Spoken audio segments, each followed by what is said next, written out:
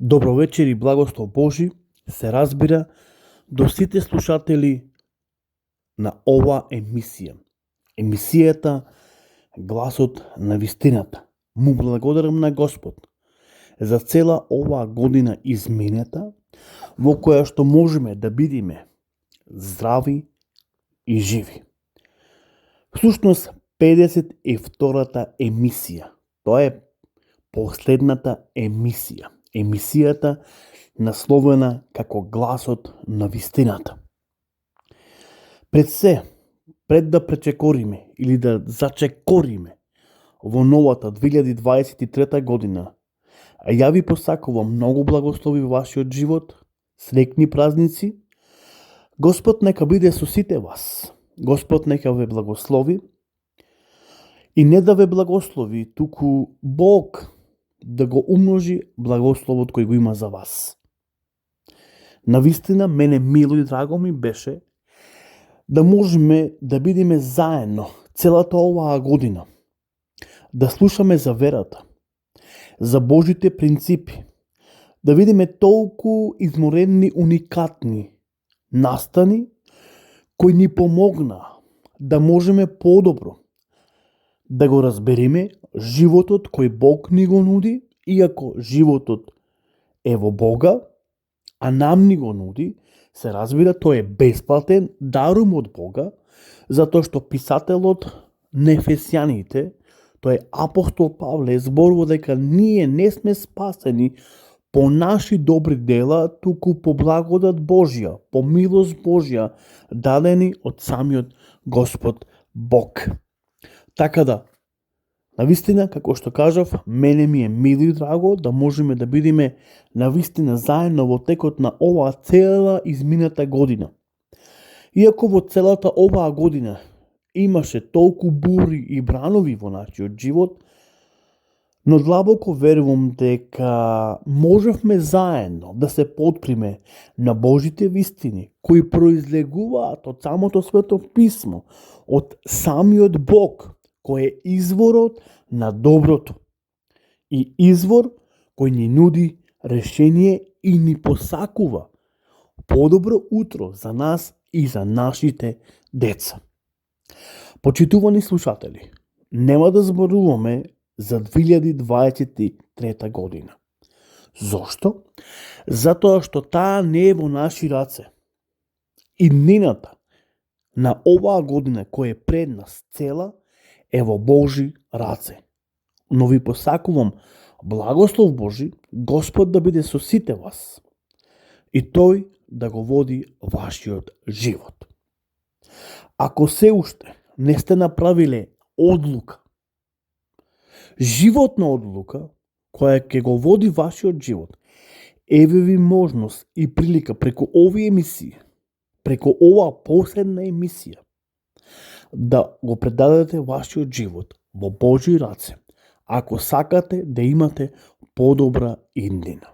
Сепак, кога размислуваме за подобра иднина, никој не може да ни го скрати правото да сонуваме за подобро утро.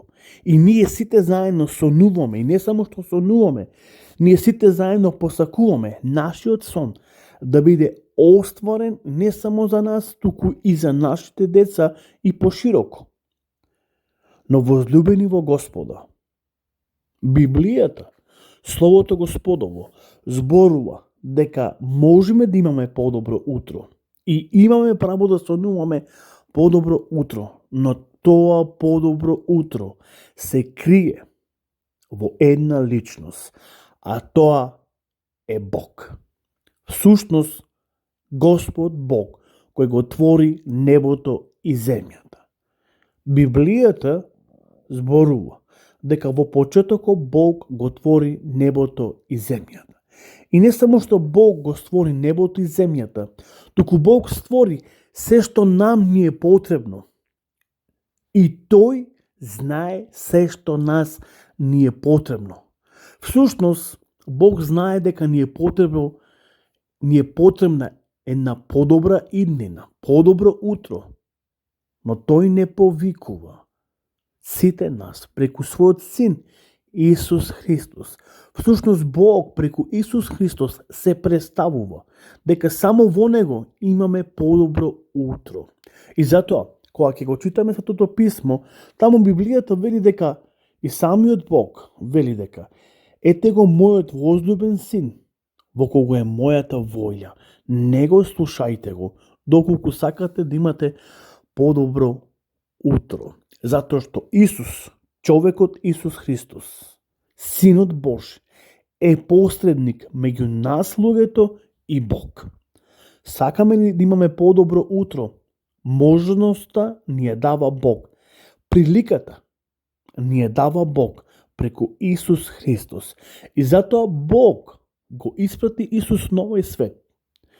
Во Евангелието на Јован 3:16 пишува зашто Бог толку го возлюби светот, што го даде својот единороден син, да секој што верува во него не да погине, но да има живот вечен.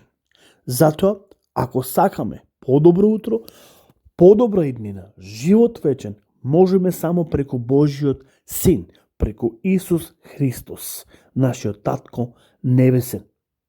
Почитувани, уште еднаш ќе повторам, ако се уште немаш донесено одлука, немаш направено избор, тогаш еве ти можност. Не чекај да заврши оваа година и да дојди другата наредната година, па да почнеш да размислуваш, за да можеш да донесеш некоја одлука која мислиш дека ќе ти користи. Туку сега е времето. Сега е моментот кога може да се направи еден таков исчекор, да се донеси една таква одлука, да се направи еден таков избор, да го предадеш твојот живот на Исуса Христа, за да не утре биде многу доцна. Затоа што иднината никој не ја познава на својот живот. Затоа реков, после или утре може да биде многу доцна. Ајде, искористи ја шансата, приликата која Господ ти ја дава. Затоа што само можеме преку Исус Христос да имаме подобро утро и да живееме многу подобро. Затоа што живот ни се нуди. И тоа живот во изобилие само преку Исус Христос.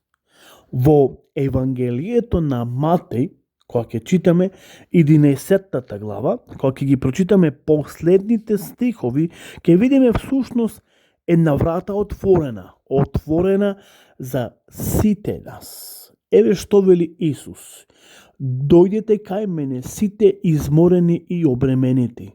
Јас ќе го спокојам. Земете го мојот јанем на себе и поучете се од мене, бидејќи сум кроток и смирен по срце, и ќе најдете спокојство за душите ваши.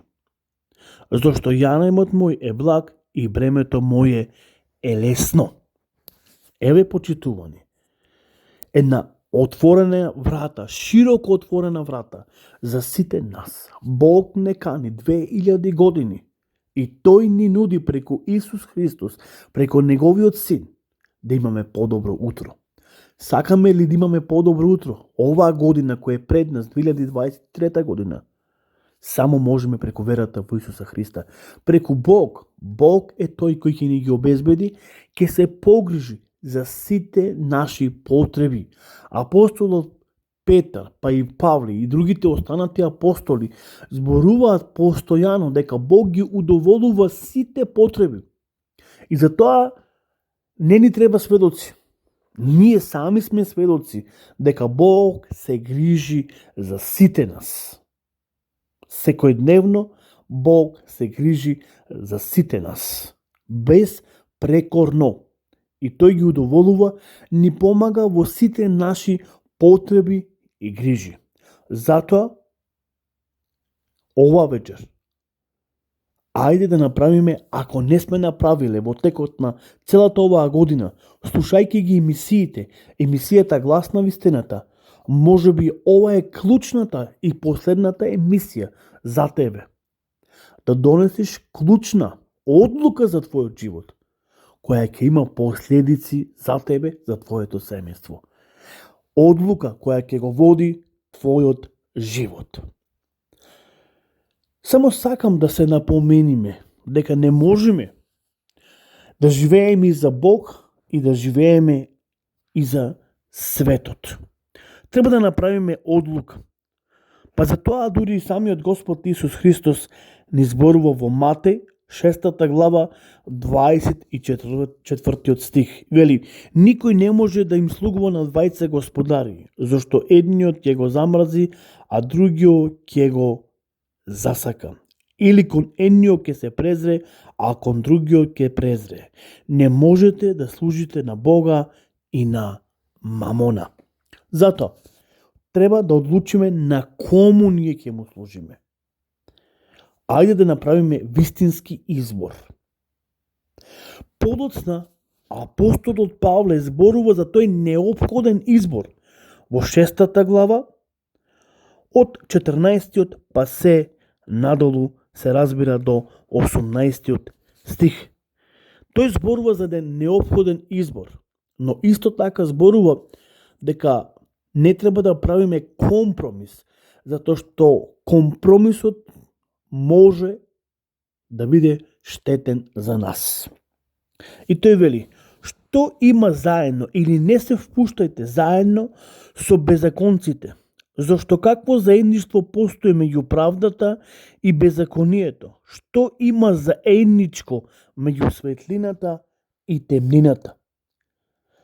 Што исто така има заедничко меѓу Христос и Велијар? Што има заедно меѓу верникот и неверникот?